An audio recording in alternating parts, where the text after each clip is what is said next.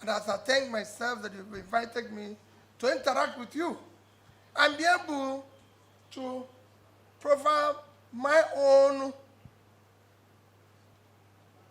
solutions to the questions that have been raised. As you know, the government that will come in 2023 will be confronted by an array of daunting challenges, both domestic and external. The domestic ones have accumulated over the years, and because of leadership failure, have not been able to be dealt with. And this has impacted heavily on our unity, social cohesion, and people's trust in government, as well as the economic outcome that affected us negatively, where our country today are besieged with a lot of good, bad news. We now have concentration of the highest number of people living in poverty, the highest number of out-of-school children. Our infant mortality is at the highest in the world, highest youth unemployment. Coupled with this is, at this time, that we are faced with an international challenge. Ukraine war, on with its short and long-term challenges. Coming out of COVID-19 problems, which puts a lot of challenge to global commerce, supply chain, again affecting even long-term plans, global plans of climate change, as well as issues of sustainable development goals. Nigeria have to deal with all these issues. And as you know, our country, Nigeria, is not bereft of good ideas and plans. Most of them that have even been proffered by this chamber. But institutional weaknesses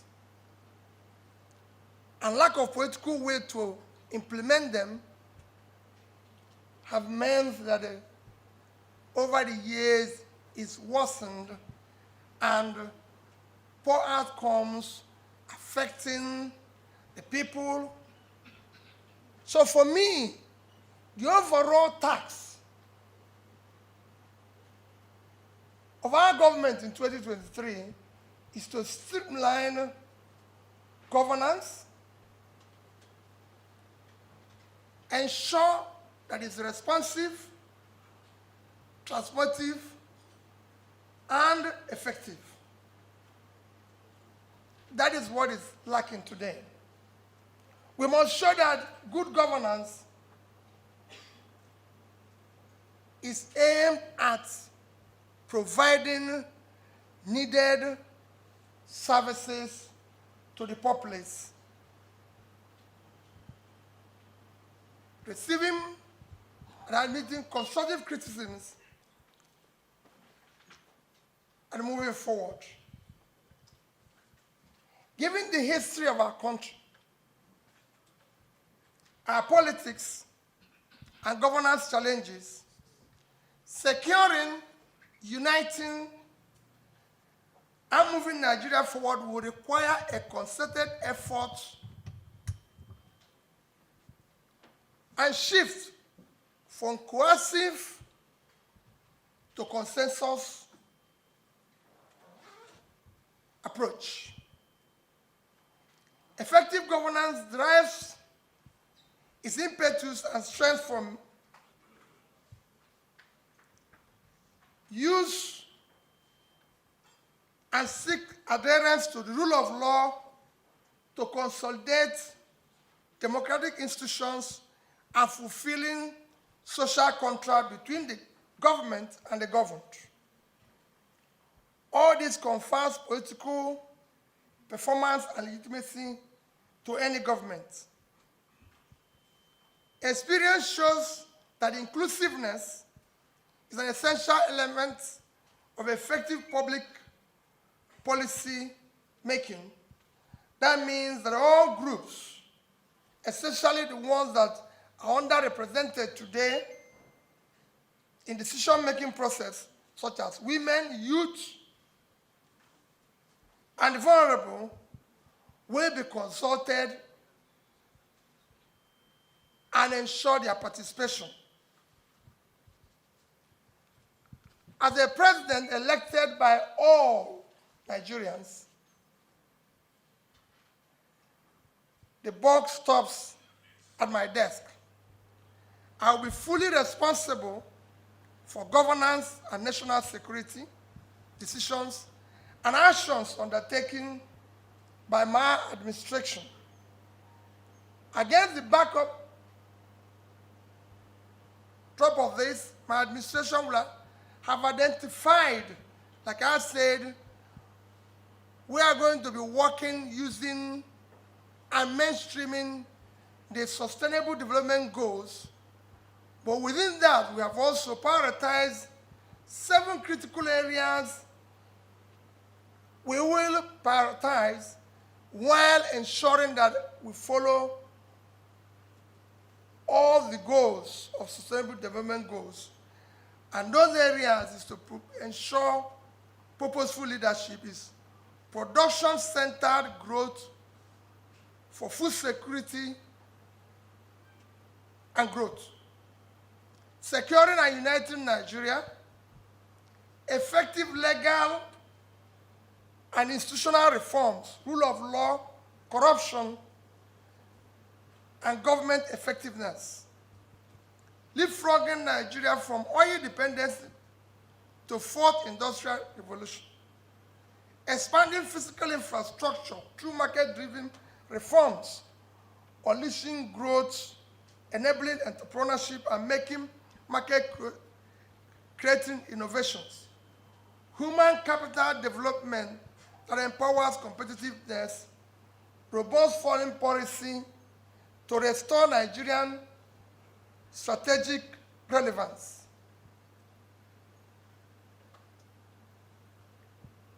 These are things for us that are critical that we want to do.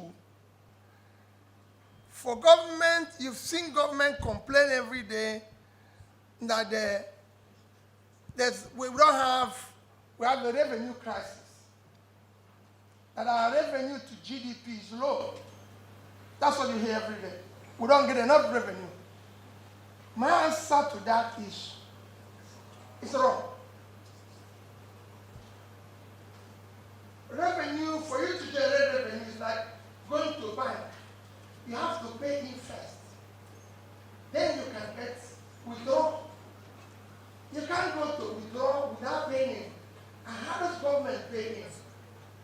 It is the job of government to ensure and to invest in economic growth and create job and employment which will allow people to come and pay taxes.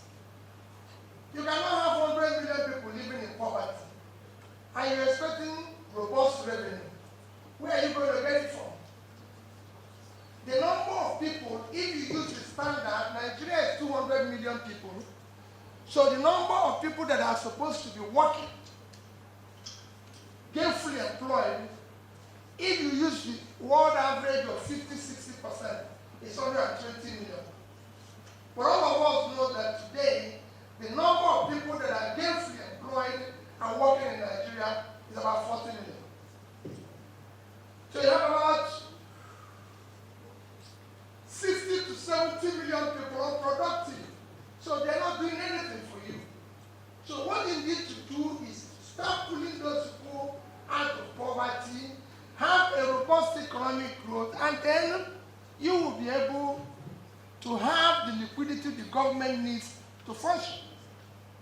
How does government generate money everywhere is to ask questions, and if I may use just one situation, one country, to give you an example, a big country, let me not leave the Western world, America and Britain, and go to Asia, China.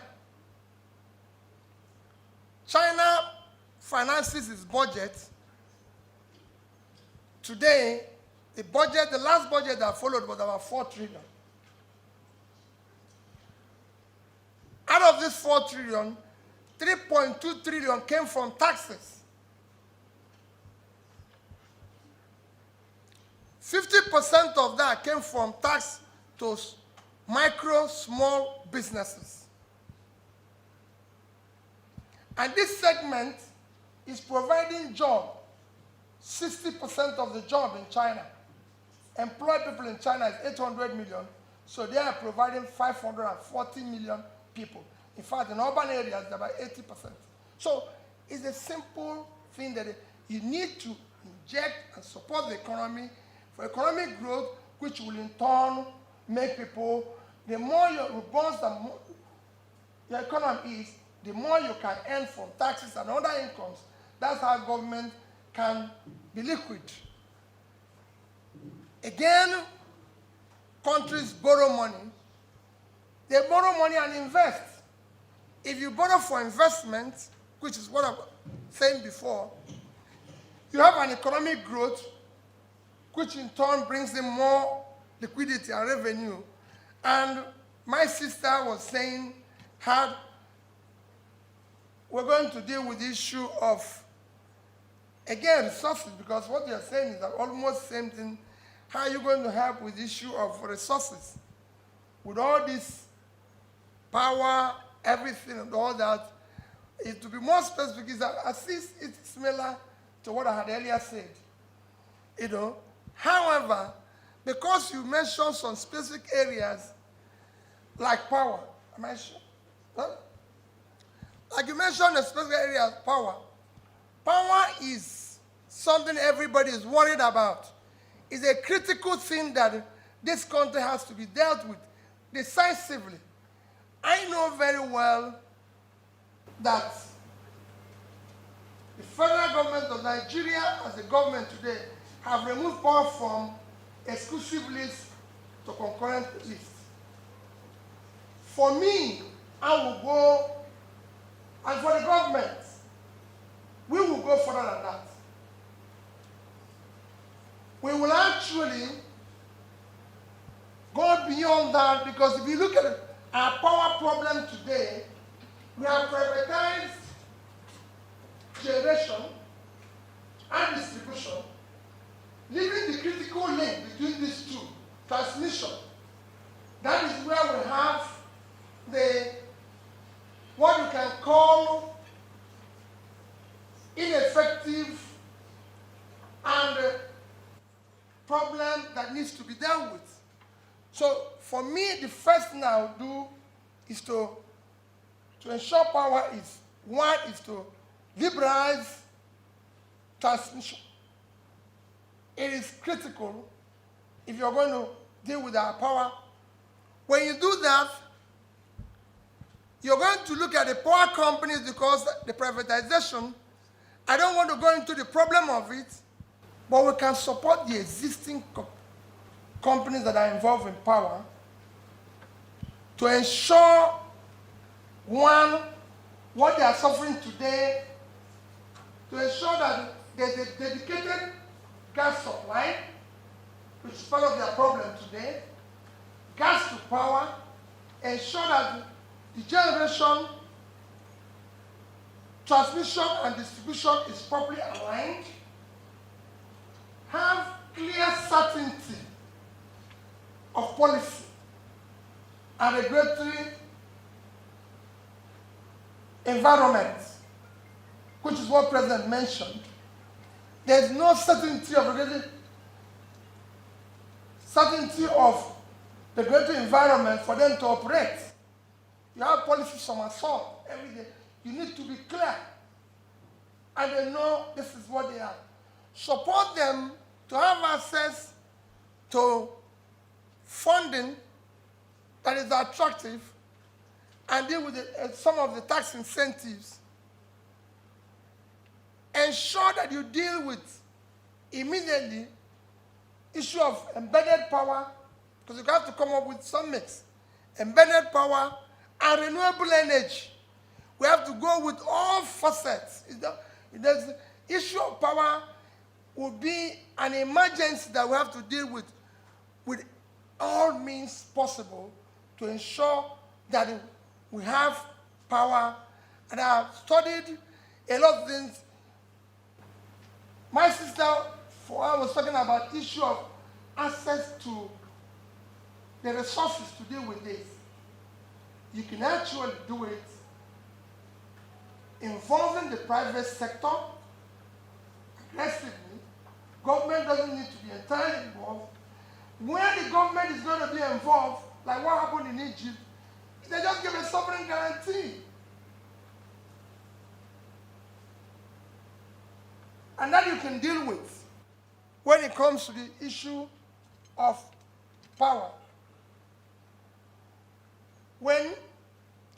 On how do you start dealing with the systems, which what they asked, quite frankly, that is the core of the problem we face today.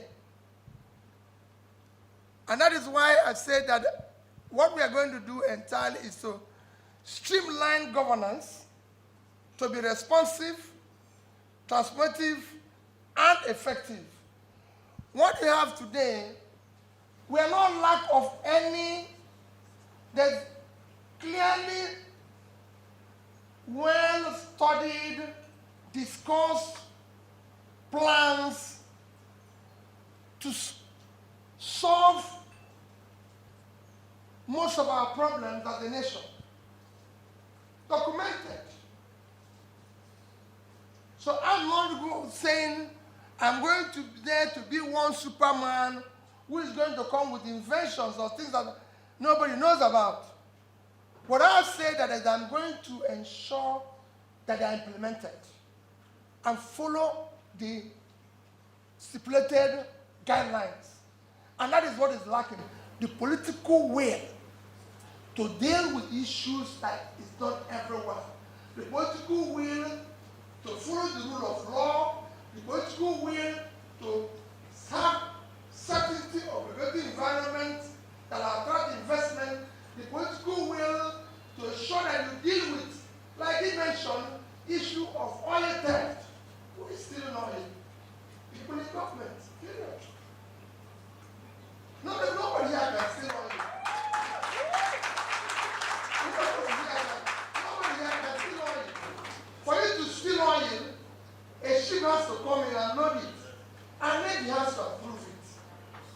So it's simple. These are having like an issue of corruption.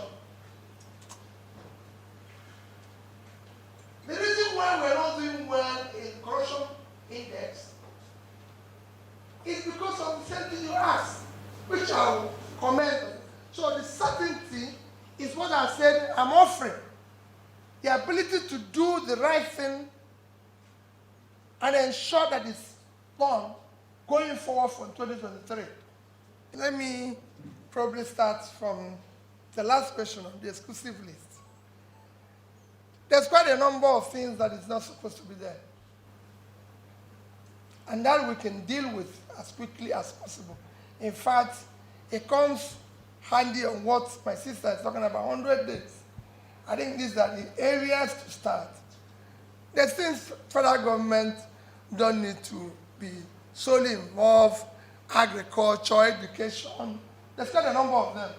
But there are not things that I can say here and tell you, I'm going to but we're going to deal with it as quickly as possible. With the issue of education differently. I won't say exactly how we are going to deal with it, but I remember I said it will go out from the list where it is to where it will be under state. We are going to do things differently. where we will ensure that what we are going through now in terms of university timetable does not occur. And I assure people we're going to deal with that. Because education is going to be priority in a government that I and my team will be involved. The vice presidential candidate of Labour Party owns 2 universities. There's nobody who have that qualification in all those who are contesting today that can bring it forward, because he has already experienced, a domiciled experience within the team. And both of us are going to be one team. He knows. He comes from himself, well-educated, a PhD holder, owns 2 universities, involved with education, an investor. So, be rest assured we're going to deal with all these issues and how to handle it better. On role of women, again, I'll refer people to go to my last involvement in governance in Anambra State. I was actually going to establish Ministry of Men Affairs because women were in charge. Go and check from my last chief of staff, last commissioner for finance, head of service, principal, permanent secretary in my office, accountant general, commissioner for finance, commissioner for education, commissioner for local government. I can go on and on. Women took over. And I can tell you, I said, I'm happy that somebody who went to European Union with me is there. Women are more productive than men. When they're determined to do anything, they will do it. The men can be thinking hard, they will do it. And for me, the rest assured, they will be well involved. It is I said in my speech that all those unconsulted areas will. The women, the youth, the vulnerable will be involved. This is their government.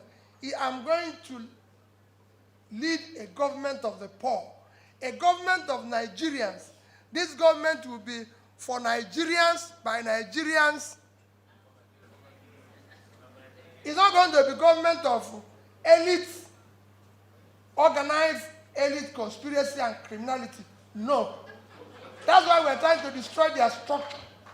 That structure that kept us where we are. So, that's it. I think there's one remaining. The ports. Let me tell you about the ports. I'm a trader. Don't go to that area. I know what to do with the ports.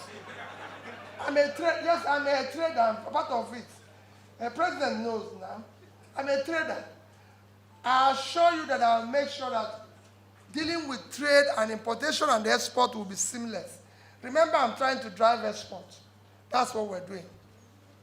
Mr. President, let me most sincerely thank you again and your team for inviting me. The reason why I said I want you to be interactive is that I want the people to listen to me and take notes. So they know that what I'm speaking is what I'll do, because I have it detailed, it's being taped, I'll have it analyzed, and things I've thought over and over again.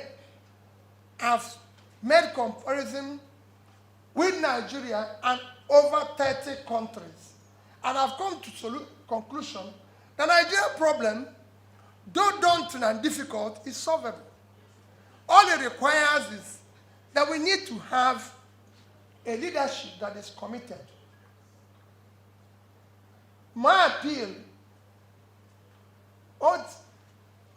they said 2023 is the last bus stop. My appeal is that 2023 election will not be based on ethnicity. There's no place where poor people in Nigeria live a better life. They don't buy bread cheaper in Kanu, in Meduguri, in Oyo, in Onitsha, in Enugu. The poor Nigerians are suffering in every part of Nigeria. There's no part of Nigeria where there's safety. Security is perfect. People today can't go to Kaduna by air, by road, or by train, out of fear.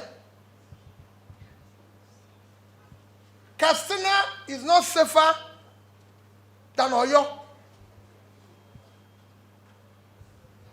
And the same thing, insecurity is everywhere in Nigeria. So, my dear people, we are not going to vote people again by ethnicity. Because it has not helped Nigeria. There's no tribe that have uninterrupted electricity.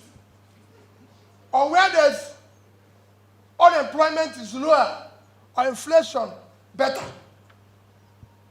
The farmers in the north are not in farm because of insecurity. So, we are not going to deal with it head on. I said the greatest physical assets is the land, vast land we have in the north, with Kanu and Kaduna as a production center. And then we will come to Lagos and turn it into the financial hub of Africa. We deal with other ports. East will be there manufacturing goods for export. We're going to deal with everywhere. We'll provide the support that businesses need so they can create jobs. We'll empower our youths through training, through whatever. We can borrow money.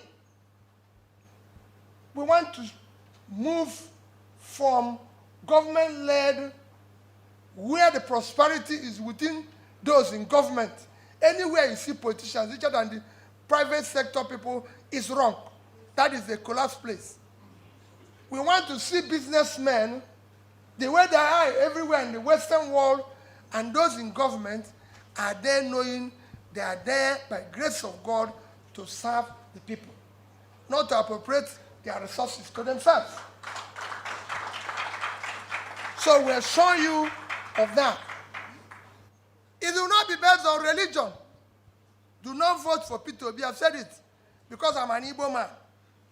I'm not contesting because I'm from Southeast. I'm not contesting because I'm an Igbo man. Don't vote for me on that basis. Don't vote for me for religion. I'm not contesting based on religion.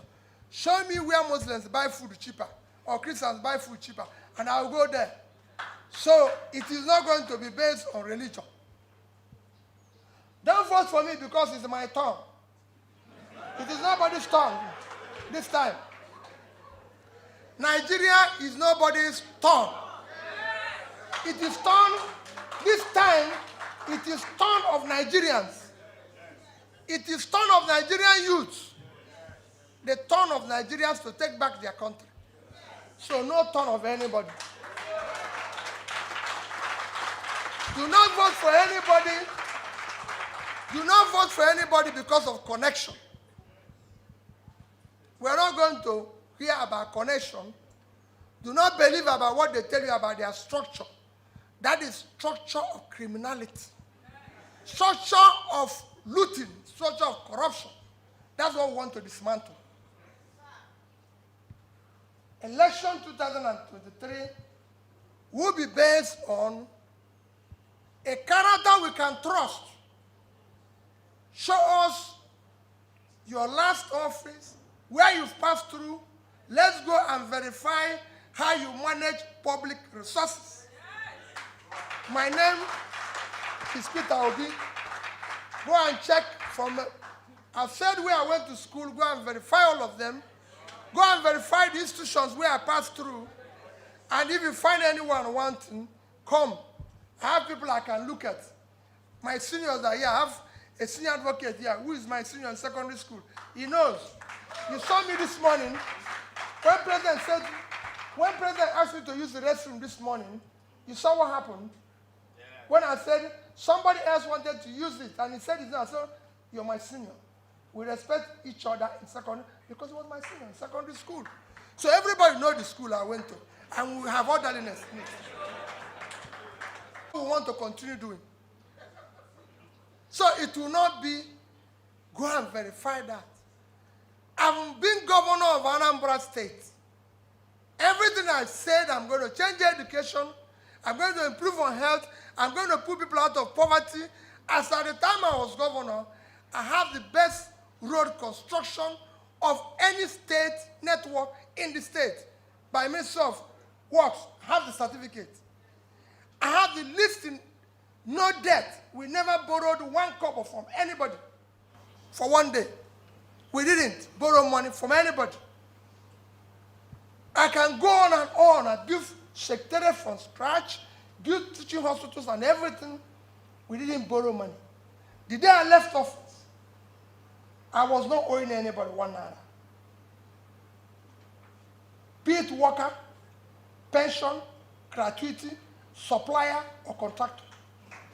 I wasn't owing anybody.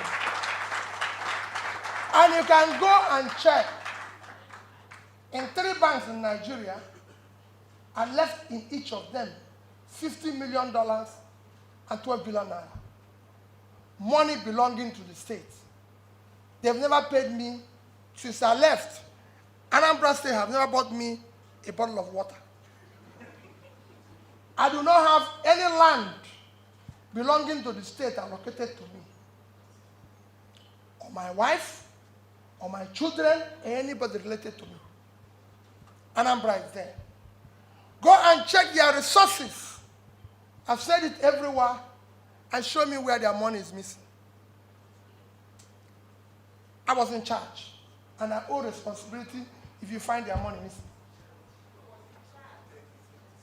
And that's what I want to do with Nigeria. I want to be held responsible for their resources. That's what it should be. So next year election will not be, it will be character we can trust. It will be by competence, capability, and commitment to start turning around Nigeria. This Nigeria must move forward.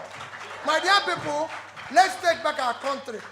When it comes to issue oil theft, I've said it before, there's no way under my watch we will not find solution to oil theft. It's impossible. Even when we talked about what ASU is demanding, that everybody is asking for money.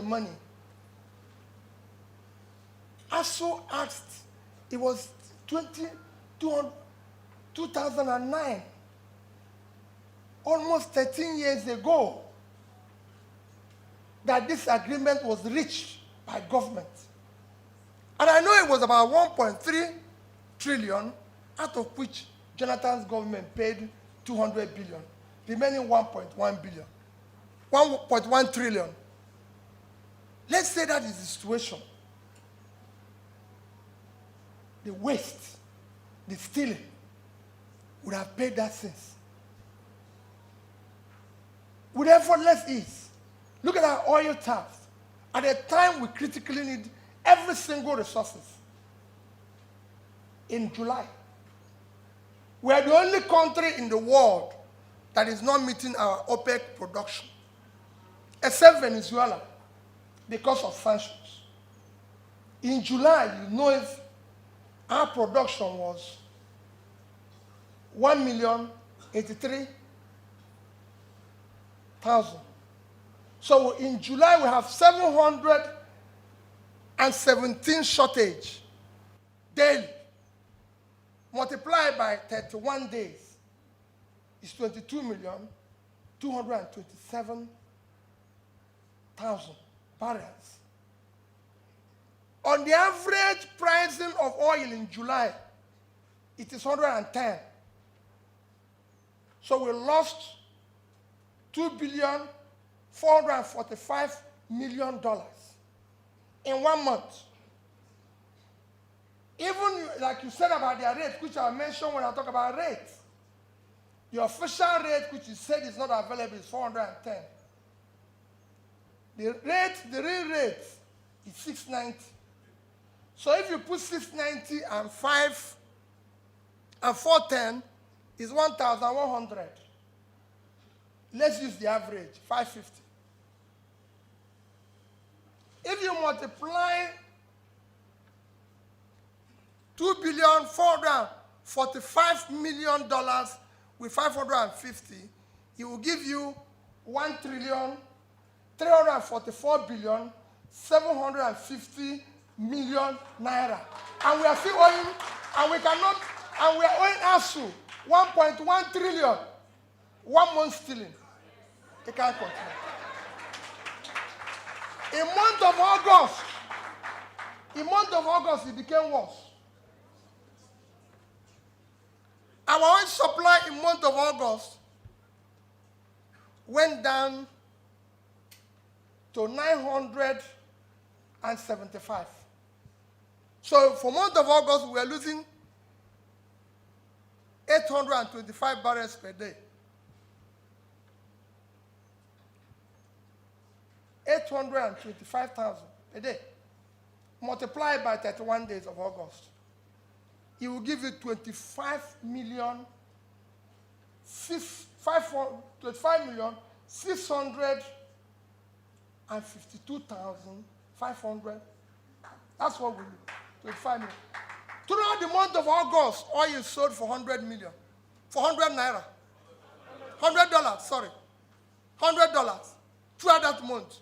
So in the month of August, we lost another $2.5 billion. Multiply it again by 550, it's about 1.4 trillion. It can't continue. It is official stealing. We will deal with it decisively. Even if it means having to, why will government be borrowing money when somebody is here cutting away money? How? Duty waiver. I can assure you that under my watch, all duty waiver, if at all is going to happen, must be clearly defined to impact positively on the people. Not for anybody's benefit, no matter who. You must pay the duty. If you're not going to pay it, it is as a result of the fact that we are bringing in this for the purposes of the people. Like maybe health equipment. So we know we're going to put it not in presidential clinic, but in Jarak clinic. We will ensure that. So duty waivers is this on exchange rate, which you've mentioned, because people have asked questions, how do you control exchange rate? Exchange rate today, as you know, the greatest impact of exchange rate in our system is physical recklessness. Just like our inflation. You can deal with it in 2 items. It's physical recklessness because what you're doing, expensive money, you're printing money to pay for subsidy. If you remove that and remove borrowing for consumption, you stabilize and aggressively go into what I said, moving the country from consumption to production, you stabilize your rate. It's happening with every country. I've said it before. How could a country like Nigeria, with 923,000 square kilometers of land, 200 plus million people, total export last year, even using their own rate, let me now use official rate, is $47 billion. It is unacceptable. Our comparative states I use every day is Vietnam. Total land space is 331,000 square kilometers. 100 million people. So they live on 1/3 of our land, half of our population. Their export last year is nearly $400 billion. And what did they export? Manufactured goods. So what are we doing here? Malaysia, living again on 329,000 square kilometers of land. 1/3 of our land, 30 million people, which is 50% of our population. Total export last year is about 290 million. And we are doing 400 and something. 447, we are doing 47 billion. The list is, you can go on and on and on. A tiny country like Israel, 22,000. I said it even in CNN. One is that 50% of the subsidy is corruption. That will be dealt with decisively. 2 is that you aggressively start immediately the issue of any way you can to ensure local refining through modular, through all forms of this, and ensure simply that those private sector delivery, not government, private sector supporting them, when you remove it, you're going to have that resources to be able to support private sector-led corporations or individuals that want to go into that field, support them and ensure that their finance are put in as quickly as possible. We are oil-producing country. Supply them crude in naira. They refine it for domestic consumption. I've said before, we have to stop dollarization of our economy, especially the domestic economy. Under my watch, the emphasis on dollar, if you must operate here, you must charge naira. If you want to charge dollar, you wait and meet us in international space.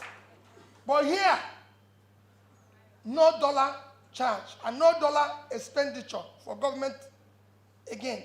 We will deal with dollar, we will use it to engage other countries, we use it to do everything.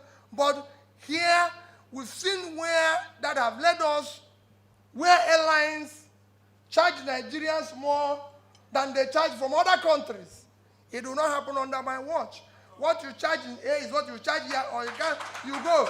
If we are going to trek to your country, we trek. Because we have to deal with all those issues. So I assure you, subsidy will not be there. And when you remove subsidy, what does subsidy do today? Subsidy is one of those things that are impacting today in your inflation.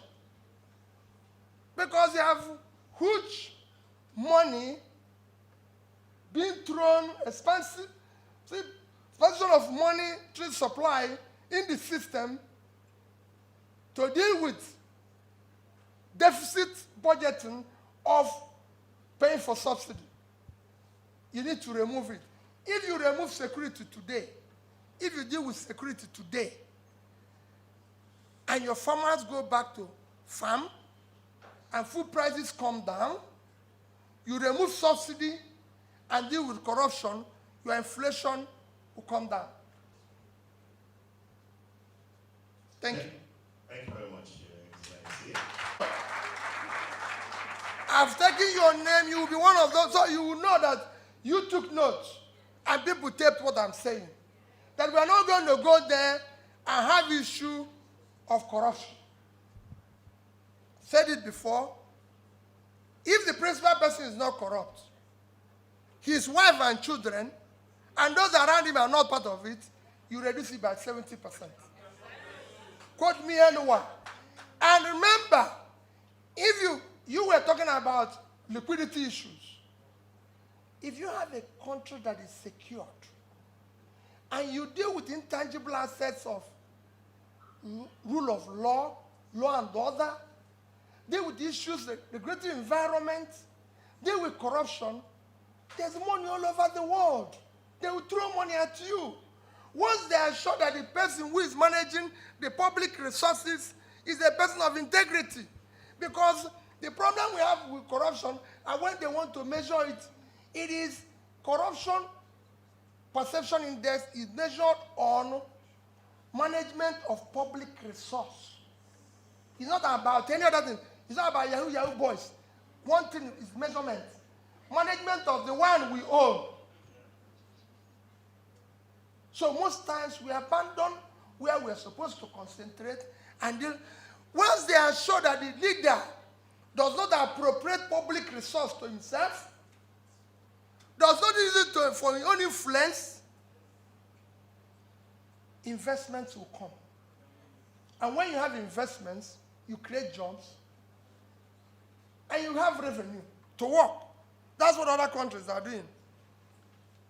Hope of the youth is same thing I've said. The youth, I said to you every day, not just that, you'll be involved. I came here with even the youth. Where are those people I came with? They are here. All these people, none of them. You can stand up. These three, I'm sure, I came with. I'm sure. Look at it. This is our candidate for Lagos State for government. He's 38 years. He's 38 years old. MIT graduate. The three that are here are all first-class people. All of them are under 40. I can't disappoint them. I won't waste their time.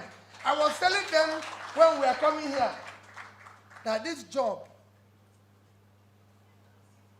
they remember what I told them, that is the time we put retirement age to it.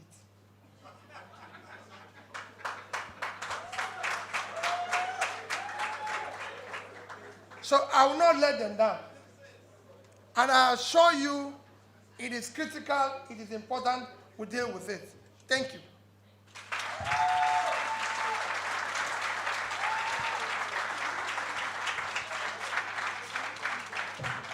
The number one thing to deal with today in Nigeria is issue of security. You have to deal with it aggressively because that is what is impacting on all other economic problems, especially to deal with the issue of inflation. Because if you're able to take your farmers back to the farm,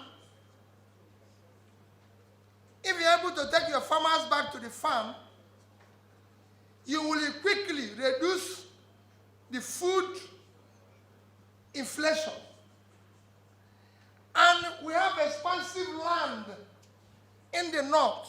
When I talk about production for export, I say it very often, the greatest physical asset we have today is the vast land we have in the north.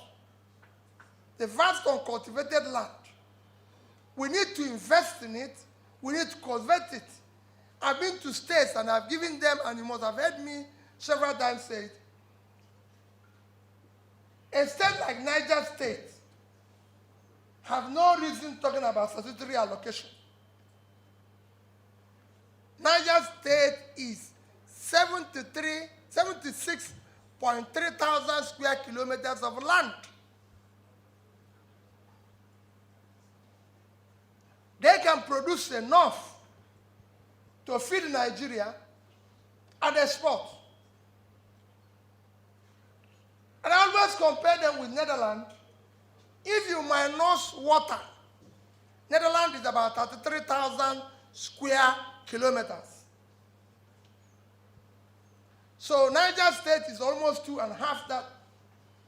Netherlands total export last year is 600 and something billion, out of which agricultural products about $120 billion. So Niger State can feed itself. If they only do 1% of what Netherlands, with less than 50% of their lands in winter, in cold, was able to do, that would be $1.2 billion. If you multiply by what I call the real rate today, it's about 750 billion naira, which is about 5 times their budget. A state like Taraba is 54.4 thousand square kilometers of land. Taraba is bigger than Belgium at 30.9 and Israel at 22.1 put together. Taraba state in land space is bigger than Belgium and Israel put together. Belgium total export last year put with Israel is over 300 billion. If Taraba does 1% of that, even if you come to Africa, Taraba, you can grow flour there because they have the Mambila Hills. You can grow tea, you can grow coffee. Kenya, our next door neighbor, did from flour last year about over $500 million. I went to the field and saw young girls and boys picking flour. They are being paid $100. So the unemployment is below 10%. Ours is 35%. Because of states like Taraba. I went to Ethiopia. Total export of coffee from Ethiopia is $1.1 billion. Of course, tea in Sri Lanka. These are things you can grow there.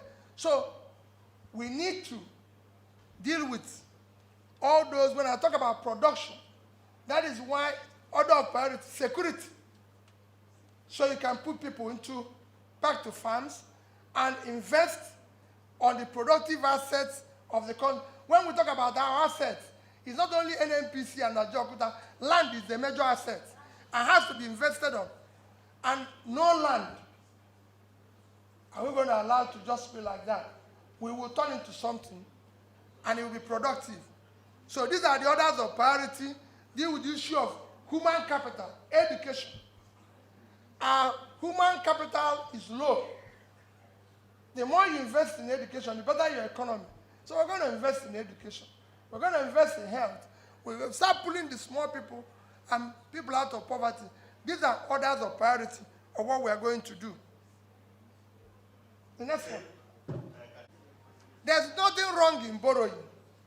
Every country of the world borrows money. I've not seen any country that is not owing. Especially countries we use for example.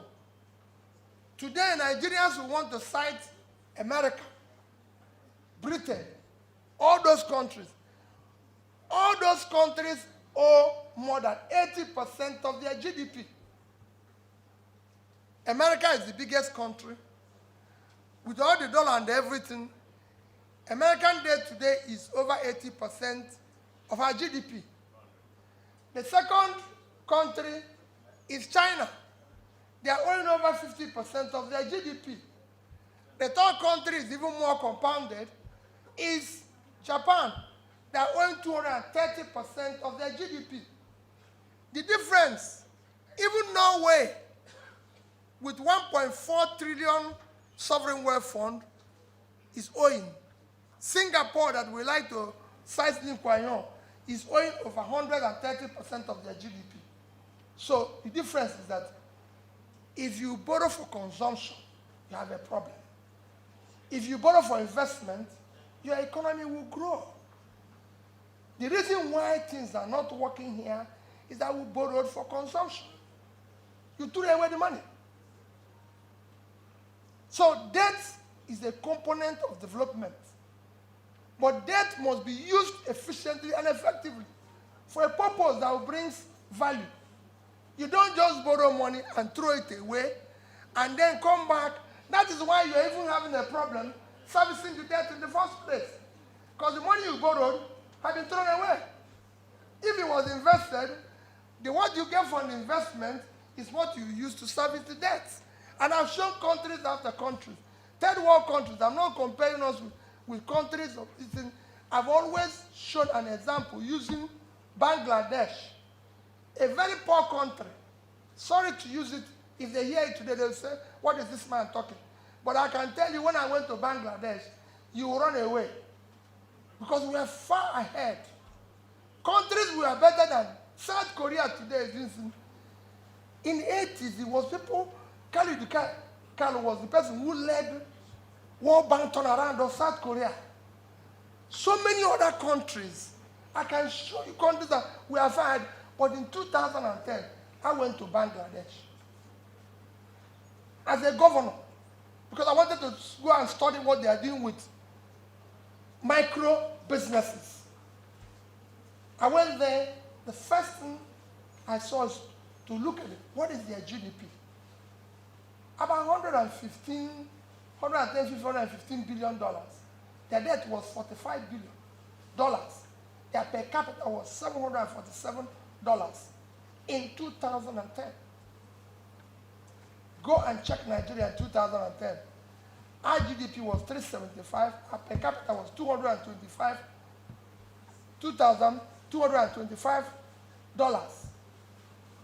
Our debt then was about 10% of our GDP. You can go and check it. Today, our debt is now about 30% of our GDP, which means we have tripled it. And our per capita is 1,908. So we lost 11% of our per capita. The same Bangladesh today, their per capita is 2,050. In fact, it's 2,100 now. So they've tripled their own. Our own went south. That because the money you borrowed, you threw it away. Their GDP have grown to 300 and something. Their debt have also increased by 3 times what it was then, but they've invested it. It is what you use the money to do that makes the difference. There's nothing wrong in borrowing. We will, first is that under my watch, we'll borrow for investment. We're not going to borrow for consumption. And there are things you can do, which is what my sister is doing, cut the cost of governance, remove physical recklessness. And you don't need to borrow as much as you're borrowing today. Thanks for checking out Symphony on YouTube. Please be sure to subscribe and like our videos for updates.